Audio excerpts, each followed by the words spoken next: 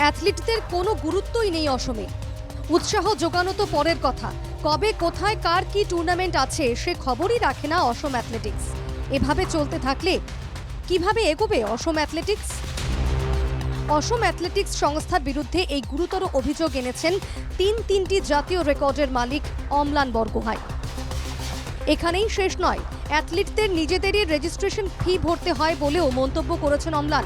চণ্ডীগড়ে Indian open রিলেতে 15 বছরের পুরনো record ভেঙে নতুন নজির গড়েন অম্লান। বুধবার নতুন নজির করার পর অসম অ্যাথলেটিক্স সংস্থার বিরুদ্ধে বিস্ফোরক মন্তব্য অম্লানের।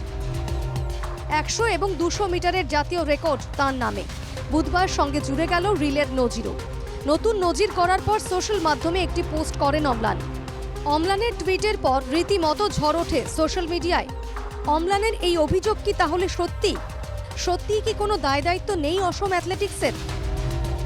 অসম অ্যাথলেটিক্স সংস্থার সভাপতি পদে রয়েছেন অসম ক্যাবিনেট মন্ত্রী জয়ন্ত মল্ল বড়ুয়া। পঞ্চায়েত নির্বাচনের ব্যস্ততার ফাঁকেও অম্লানের অভিযোগের স্পষ্টীকরণ দিয়েছেন তিনি। আৰু ৰিলায়েন্স একাডেমীৰ পৰা ক'ত খেলিছিল আমি সেইটো খবৰো নাপাওঁ, কাৰণ তেওঁ আমাৰ লগত যোগাযোগ, কাৰণ ৰিলায়েন্স একাডেমীয়ে চব কৰে আৰু একাডেমীখনত তেওঁ খেলি আছে।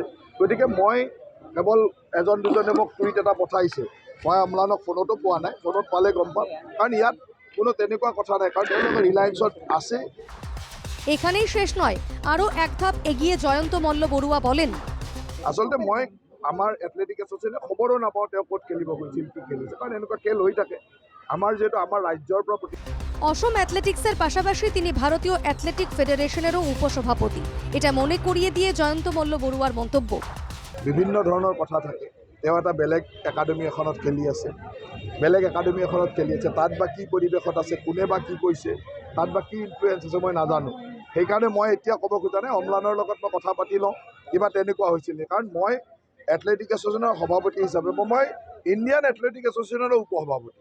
গতিকে মই এথলেটিক এছ'চিয়েশ্যনে তেওঁৰ খেলা সম্পৰ্কে তেওঁ মোক কেতিয়াও আবেদন কৰা নাই যে মই অমুকত খেলিব যাম, মোক এইখিনি সহায় লাগে, এনেকুৱা ধৰণৰ কথা মোক জনোৱা নাই।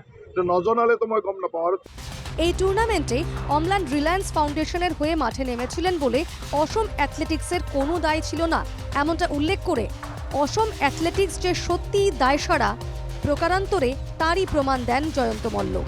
উল্লেখ্য, হিমা দাসের পর দেশ তথা আন্তর্জাতিক অ্যাথলেটিক্সের মানচিত্রে অম্লানই এই মুহূর্তে অসমের মুখ।